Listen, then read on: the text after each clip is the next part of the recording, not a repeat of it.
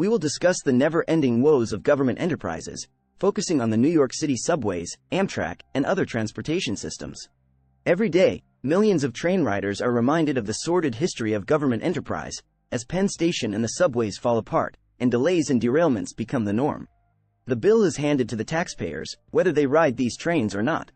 Despite the repeated failures of government ownership and management of these systems, mainstream media and political class have consistently missed how we reached this point of rail disasters. Few of them have time for history. Even goo-goo groups of the 1930s and their scions, the straphangers campaign of today, who called for public subway ownership, reject the privatization discussion. That's because they work from a proposition that Albany and Washington, owing to their ability to tax and spend, are omnipotent and should continue to run transit systems. But history proves the opposite. Today, there is an assumption that no degree of private management can be allowed on the rails because they will always fail.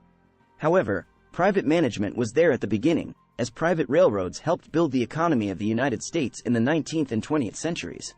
And it was private management that was essential when the first subways were built. Private management companies built the first lines in 1904 under a contract with the city. They were considered an engineering marvel, according to Robert Caro in The Power Broker, his biography of the New York Uber builder and power broker Robert Moses. And the subways made money in their first 15 years of operation until the inflation of World War I squeezed the nickel fare. The ousting of the private management companies and the triumph of government enterprise supposedly heralded a new brighter period in subways. The sacred nickel fare would be protected. Labor unions would be happy and wouldn't strike. They would illegally strike several times and cripple the city's economy. New lines would be built because, in 1940, the avaricious private management companies had been shown the door. However, under city mismanagement, the subways became a mess, and the city yielded control over the subways in 1968 to a state authority. Now, after almost 50 years of Albany controls, after countless bond issues and deficits in a system that is an effective monopoly, the system, by all accounts, is a disaster.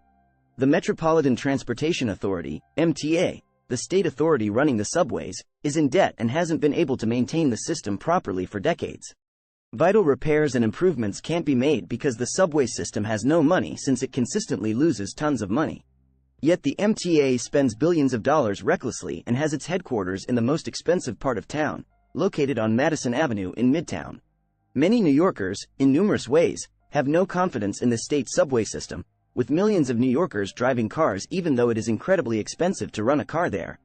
The state authority running the subways, the MTA, has been unable to maintain the system, let alone improve it.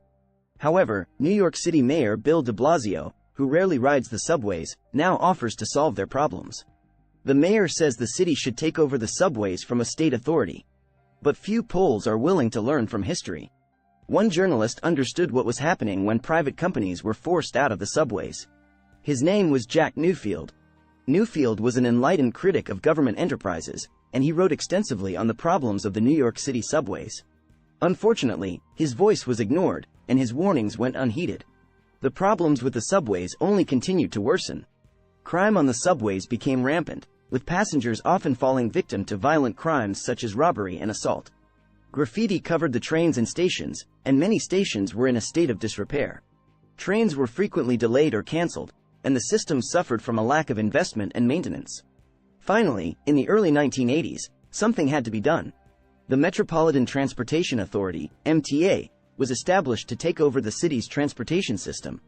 The MTA was given the power to control all of the city's transit systems, including the subways, buses, and commuter trains.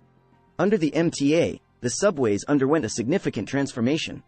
The authority invested heavily in maintenance and upgrades, and the subway system began to slowly but surely improve. Crime rates on the subway dropped, and trains began running more efficiently and on time. However, even with the improvements made under the MTA, the New York City subway system still faces significant challenges. Aging infrastructure, overcrowding, and funding issues continue to plague the system. Despite this, the subway remains an essential part of daily life for millions of New Yorkers and visitors to the city alike. Subscribe Libertarian Facts.